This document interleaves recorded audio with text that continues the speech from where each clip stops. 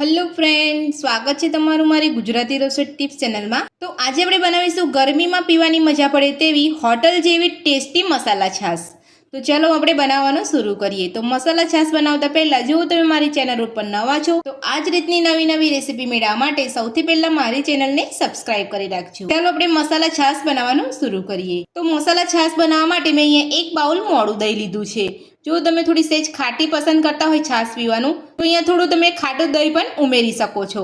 તો હવે આપણે સૌથી પહેલાં છાશનો મસાલો તૈયાર કરીશું। તો છાશનો મસાલો તૈયાર કરવા માટે આપણે અહીંયા એક મિક્સર જાર લીધું છે। તો એની અંદર આપણે અહીંયા થોડા ધાણા ઉમેરીશું। તો ધાણાનું પ્રમાણ તમે તમારા ટેસ્ટ પ્રમાણે વધતું કે ઓછું કરી શકો છો। અને સાથે જ આપણે અહીંયા થોડો ફુદીનો ઉમેરીશું।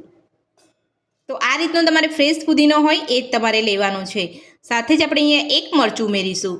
નાની અડધી ચમચી આપણે શેકેલા જીરાનો પાવડર ઉમેરીશું અને 2 ચપટી જેટલું આપણે અહીંયા કાળા મરીનો પાવડર ઉમેરીશું। નાની અડધી ચમચી આપણે સાદું મીઠું ઉમેરીશું। નાની અડધી ચમચી આપણે સંચર પાવડર ઉમેરીશું।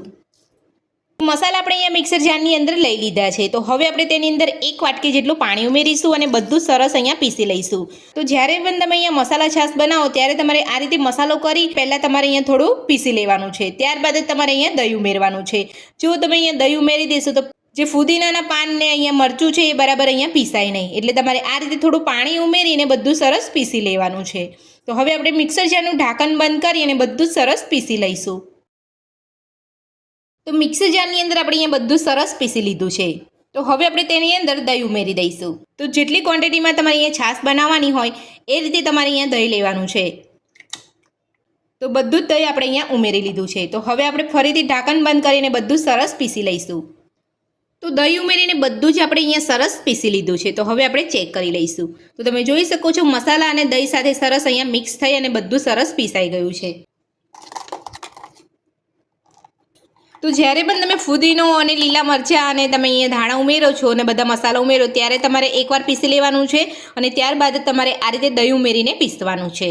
તો હવે આપણે બધું જ એક બાઉલમાં કાઢી લઈશું। તો મસાલા છાશ આપણે અહીંયા જો થોડી જાડી છે એટલે થોડું આપણે એમાં પાણી ઉમેરીશું। તો મિક્સર જારની અંદર થોડું પાણી ઉમેરીને હલાવીને આપણે બધું જ અહીંયા લઈ લીધું છે। તો થોડી અહીંયા વધારે જાડી લાગે છે એટલે આપણે અહીંયા બીજું થોડું પાણી ઉમેરીએ છીએ। તો જે રીતે તમારે અહીંયા જાડી કે પાતળી છાશ જોઈતી હોય એ જ રીતે તમારે અહીંયા પાણી ઉમેરવાનું છે। તમે જ્યારે પીસો ત્યારે તમારે અહીંયા વધારે પાણી નથી ઉમેરી દેવાનું।